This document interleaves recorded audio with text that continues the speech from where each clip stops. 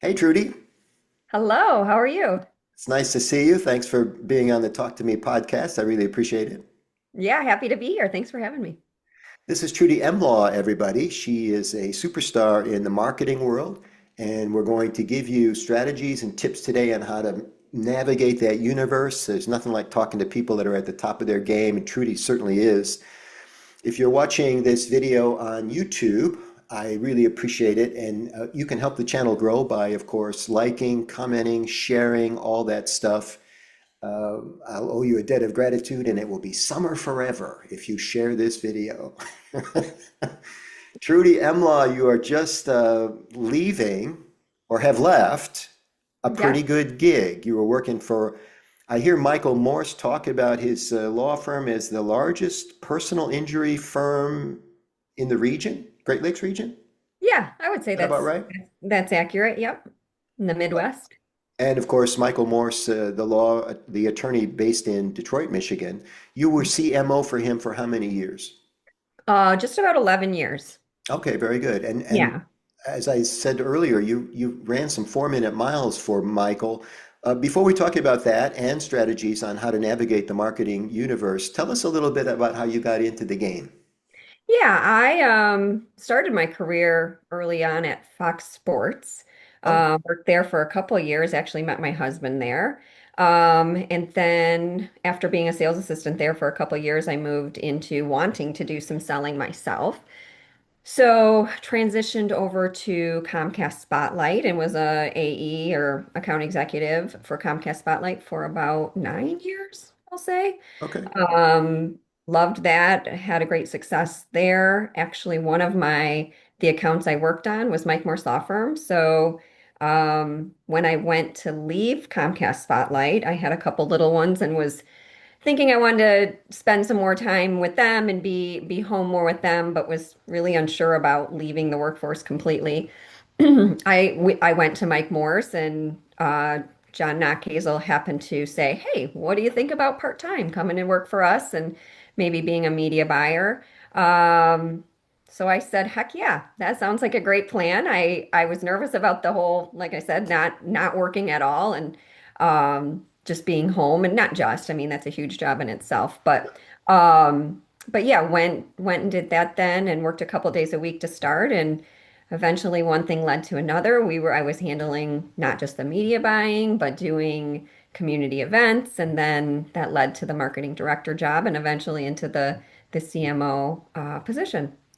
So, good John run. is Michael Morse's COO. Is that the correct title? That is correct. Yes. Yeah, he's a force of nature himself. I'm a big fan of the firm. I'm a big fan of all three of you, actually. Oh.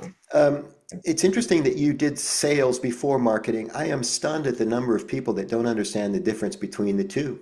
Oh wow. Yeah. Yeah, it was helpful. I mean, I came from being I was the one selling to now I'm the one buying from these same people that I used to be kind of part of that group. So it was very beneficial in going into a media buying role because I kind of knew some of the tricks of the trade in terms of the other side of the desk. So Right. don't get me wrong, John took a risk on hiring me. I didn't have any media buying experience, but as John always says, he hired for talent, not skills. And so I eventually picked it up and went on to do that. I mean, I did it clear up until January. So 10 of 10 plus years for Mike Morse Law Firm, I was doing the media buying for TV, billboard, radio, OTT, streaming, that kind of stuff. And these were huge spends.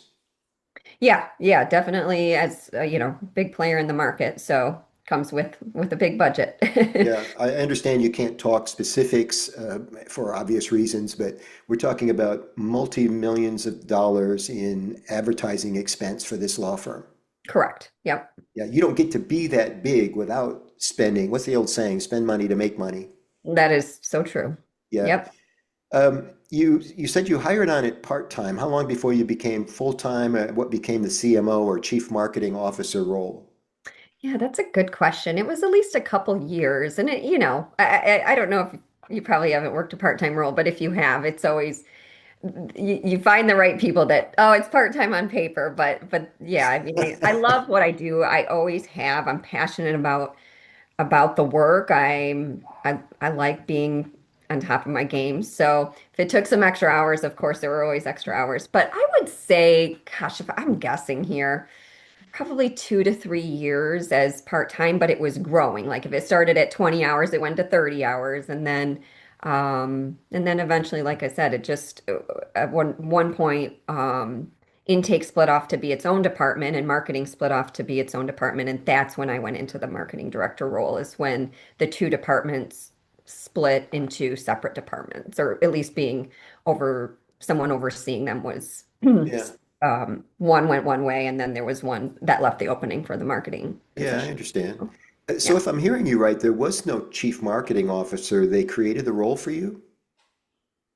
Yeah, I guess Like you that's didn't true. replace somebody, you became that somebody Yeah, there was because the a firm was person growing at the same time your that experience in the industry was. yeah, I guess that's accurate, I would say. I mean, I never really looked at it that way, but I guess when you take it back like that, it was more created for me. Yeah. Okay. Let's go back to the difference between sales and marketing. I think one of the things that social media has tricked people into thinking is that if you post, which you would think of as marketing, Mhm. that it's also a selling mechanism, and it works the other way too. That if you post something that's selling or offering services, that it's also marketing.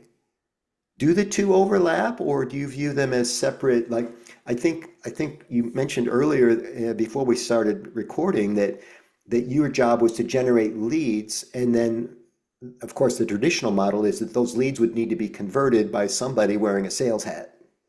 That is correct. Yes. Um, Yeah, I think sales is marketing and marketing is sales now to a degree. Yeah, So, like when you look at it in terms of the world I'm used to, I was responsible for bringing in the leads, but then in the intake department is responsible for converting those leads, as the wanted leads, of yeah, course. So we did have them as separate functions.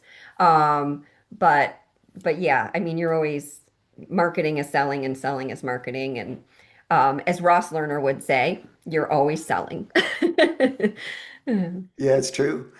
So, I've done quite a bit of speaking and actual sales training for companies, and it's interesting how many industries and organizations do not refer to it as selling.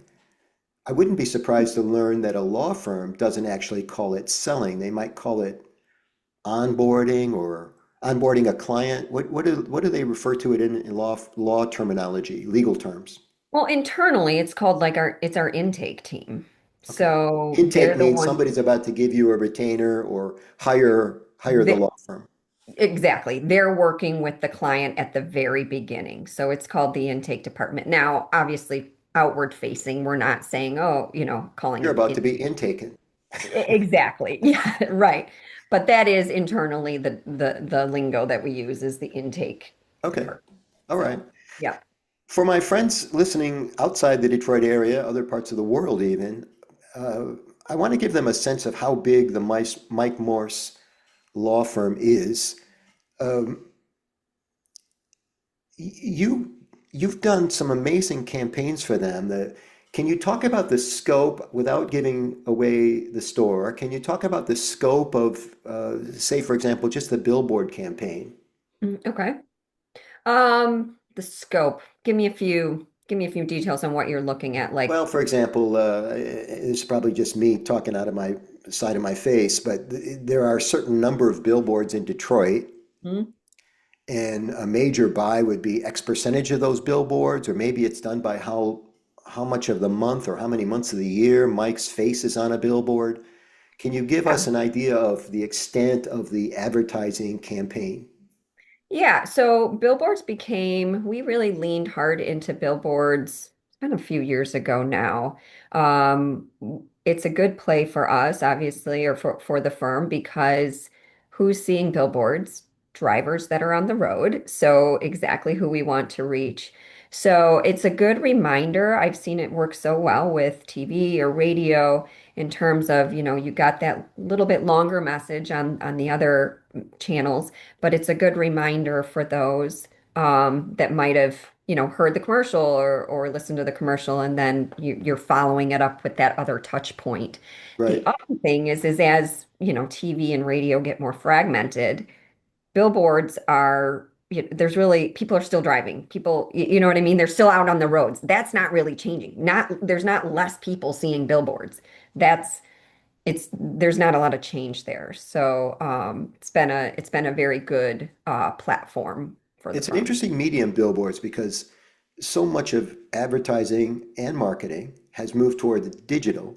And I want to hear more about the your experience in non-billboard Mhm. marketing environments.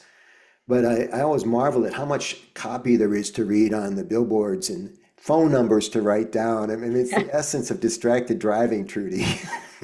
I sometimes wonder if people actually get in an accident writing down the attorney's phone number, you know. Oh, I sure hope not. I Yeah, hope not I to. mean, if you're not using like an easy vanity number, it's probably not a good idea to put a phone Yeah. number on a billboard. More just, get the brand out there. But yeah, if it's a repeater or a vanity number, that's one thing. But yeah, I've talked to people who have talked about like QR codes on billboards, and I'm like, no, not a good idea. Now, if it's like one of those sidewalk billboards, okay, that's different. Oh, But that's too no, you funny. don't want people going down the highway scanning QR codes. Let's not do No, we that. But do yeah, not. in terms of the copy on the billboard, I mean, I don't know if the rule is 5 or 7 words, but I mean, the less you can say, the better, the more impactful it's going to be. That's just a good rule of thumb when it comes I'm a to. big fan of power presentations that don't use PowerPoint. I always Oh, thought of it as like a crutch. hmm And that if you're not a really good speaker, you're going to need all the help you can get. So let's put up hmm visual aids, and if you're really disadvantaged as a speaker, the more visual aids, the better. So let's do 50 slides and not 25. Yeah. But I started teaching people how to do zero slide presentations, no PowerPoint. And then my personal favorite, the one slide PowerPoint presentation. That's really what a billboard is. It's an image of a confident, together attorney in this case, a quick phone number, and not numbers at all, but 1-800, help or Yeah. whatever, 855 Mike wins. call Mike or whatever, Right. your slogan is. Yeah. And I do appreciate that because we all drive to work, with the exception of the pandemic, it's a huge amount of impressions, and that's really what we're after too in marketing. It's not the instant. Um, it's not at what they call an impulse buy, like in the grocery store when you're checking out. This is an image that you're going to see over and over and over again. If everybody's using this guy, I probably should use this guy. There's a little bit of that kind of psychology. Yeah, the social proof, but I think where you're going, and I completely agree, is it's just creating trust before they need us. I mean, Yeah, you are absolutely right.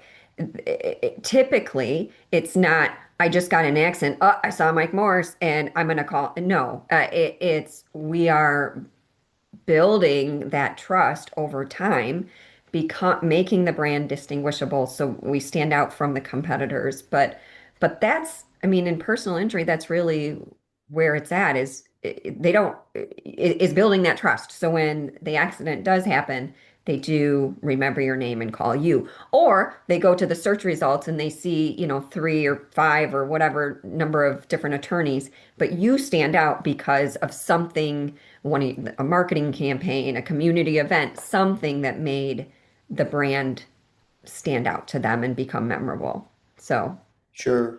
If you were chief marketing officer, you must have had other silos or other boxes on your desk besides billboard advertising. And by the way, did you call it billboard advertising? outdoor, billboard, I Outdoor. Okay, mean, thank you. both.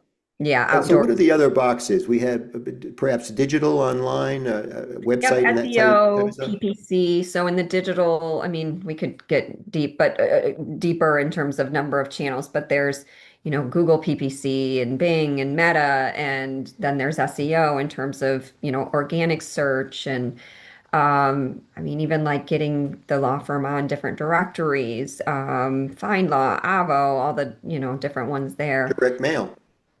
direct mail. We did not do a lot of direct mail. Oh, So I interesting. remember, yeah, we did like client gift boxes, but that's not at all direct mail. So, but no, we didn't do a lot Because, of direct mail. excuse me, and you did that Yeah. because referrals are a big part of your business.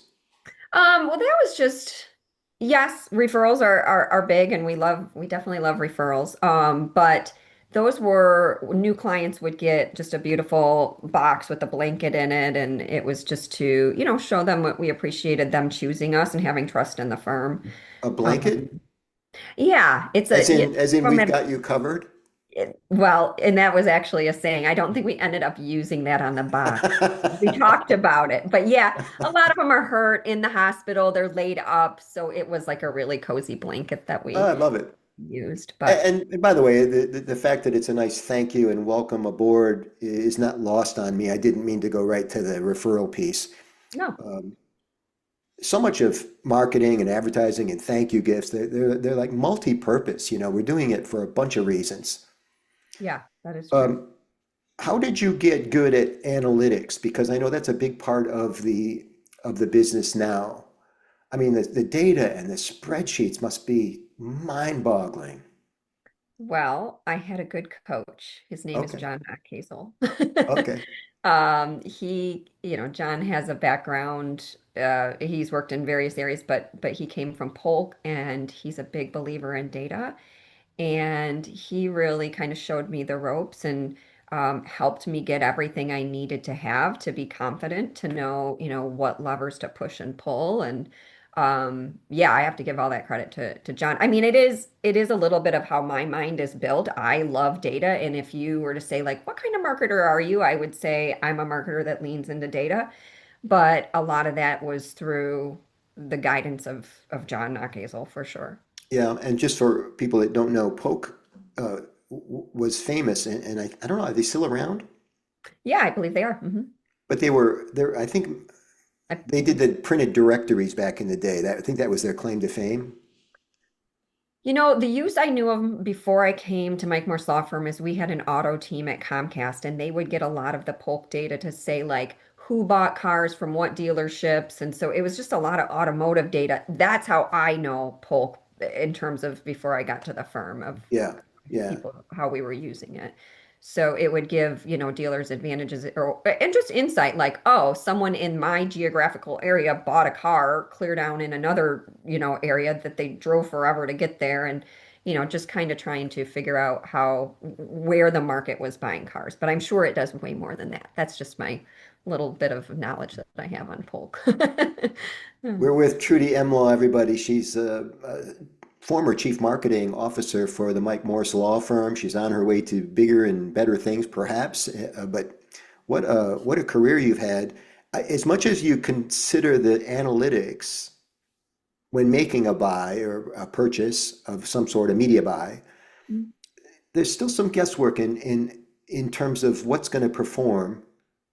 Did that give you a nervous stomach on the day you pressed send or the day you transferred the money over? Really? I mean, both John and Michael were big advocates of experiments and testing, and you don't know if you don't try, right? Yeah. So, there's always, even with the big buys, it just you can always adjust something. It's not set in stone, I guess.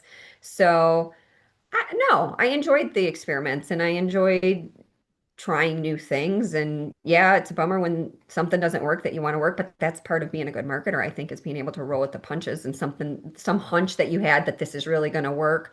When it doesn't work, you got to be like, okay, didn't work. Tried Yeah. that. Move on to the next I think thing that's that what a lot of people don't understand about marketing is that it's not about guessing correctly every time. It's about guessing, making a move, and then adjusting, like you say, or course correcting or exactly. tweaking. Yeah, learn from that. What insights did you gain? Yeah, And then try again. Try something sure. else. Modify what you were doing. So, yeah, that's absolutely the game. So speaking of which, you through the years with Morse, you had a number of different slogans.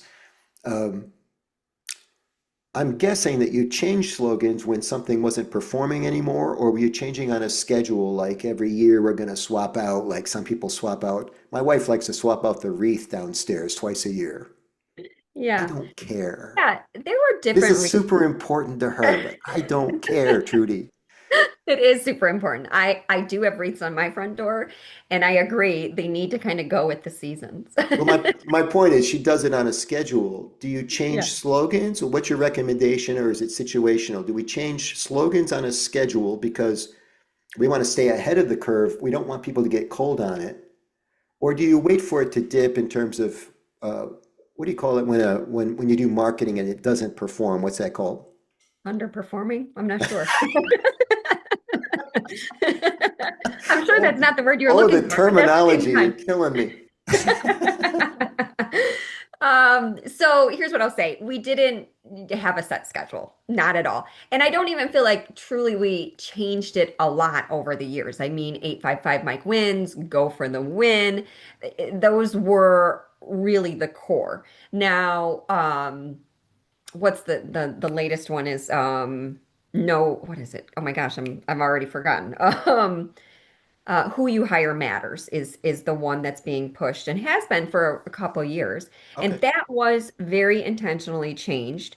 Obviously, there's bigger national players coming into town. So the whole reasoning behind that is making people really think about who they're hiring. Are they hiring someone from out of town that, really doesn't have a good understanding of Michigan or the laws here and the courts and not really giving back, really just coming in for a quick buck and then, doing their thing. Yep. So that particular one was really meant to get people to start thinking about who they're hiring and um, pushing everything we do. We were doing community wise.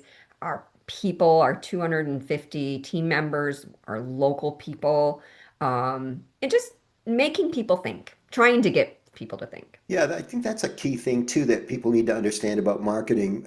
If you decide, as in your small company or your medium-sized company, it doesn't matter. If you decide that you're not going to market, you need to understand that your competition is going to be marketing. I always thought of Morse as, the most popular personal injury attorney in town, but until you said the national people are coming in to swoop up Detroit market share, it didn't occur to me. He's got to market against them, and sometimes they are unknown infidels, predators, people coming into the market, people you haven't even had experience with yet.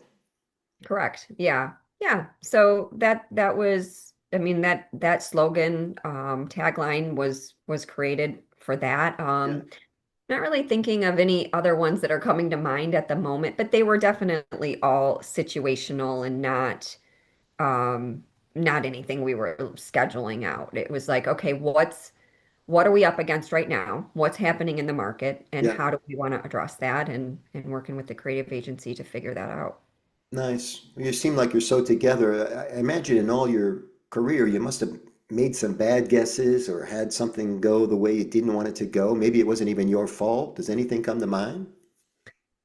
Yeah, I guess I don't even know if this is necessarily answering your question directly, but here's what I would say in terms of things I would have done different. I think getting into the digital game sooner. I Hmm. mean, Mike Morse Law Firm really got it really branded itself and became known through TV, which amazing and that worked great for the brand.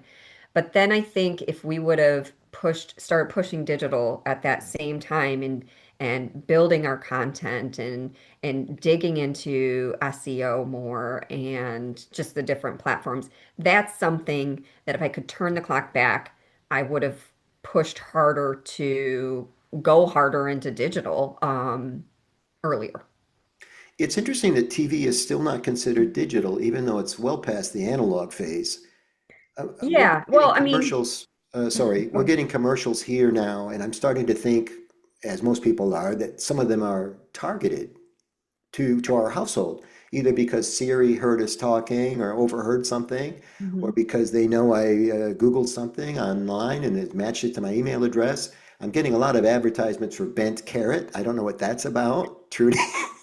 I don't either. But I will tell you, my husband and I both are in this marketing and sales space, Yeah, and it's unbelievable the targeted ads. I mean, they're not only targeted to like marketers, but they're targeted to like marketers in the legal industry for me. It's like we'll just laugh when, I mean, especially both of us being, with the background that we have, we yeah. just kind of like this is on point. It's like, good for them. They hit the target. So, But that's a yeah. form of, that's a digital application, that's a pretty high-tech thing. They're gleaning my preferences from other types of digital platforms, and yet we still call TV non-digital.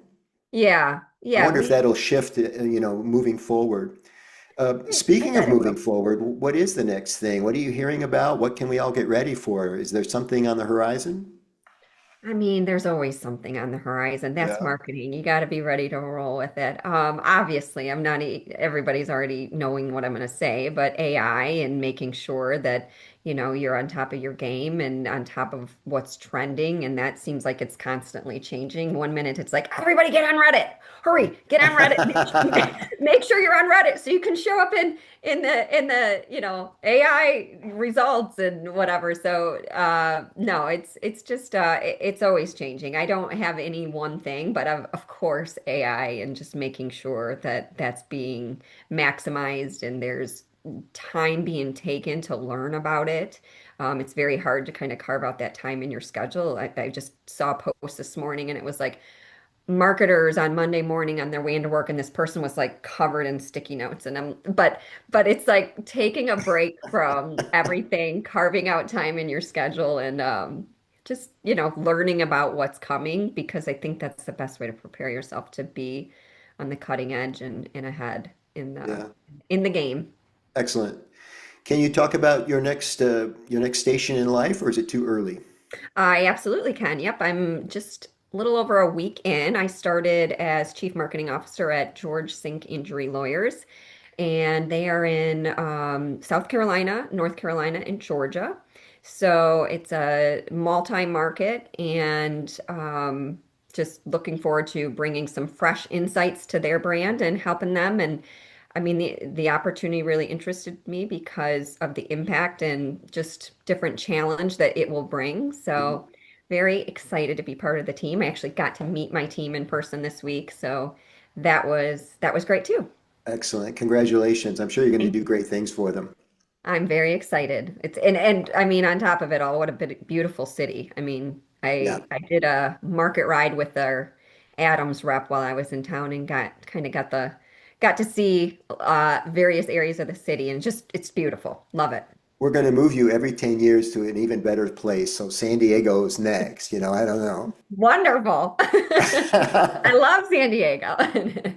Well, it's Trudy Emlaw, everybody. She's a fantastic person, of course, very knowledgeable about marketing, and we hope you've learned something today about how you can take your organization, your brand to the next level. Trudy, thank you so much for being with me today. My pleasure. Thanks for having me. Great conversation. I Best of enjoyed it. luck with the new gig. Thank you so much.